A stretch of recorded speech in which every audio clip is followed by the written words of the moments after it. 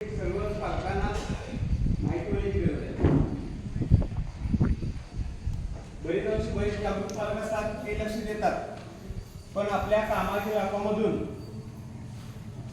दररोज त्यांना लक्ष देण्यासाठी वेळ मिळतोच असं नाही. पण माझी विनंती राहील प्रत्येक पालकांना,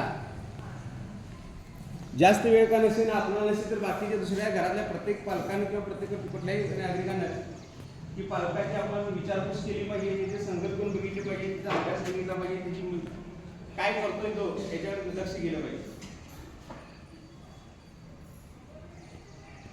मोबाईल नावाचं एक पिरियड आहे, ते सगळ्यांसाठी ते जीवन लावून ठेवलेलं आहे. आणि त्या ह्याच्यामध्ये मुलं एवढी भरकडलेली, त्यांना ती जाणीव नाही काय करायला पाहिजे काय नाही. याचा अर्थ सगळेच असं फक्त असं नाही, पण काही गोष्टी त्या चांगल्या पण आहेत. पण चांगल्या घेण्यासाठी त्या विद्यार्थ्यांना काय फक्त काय नाही हे बघण्याची जबाबदारी पालकांनी करावी.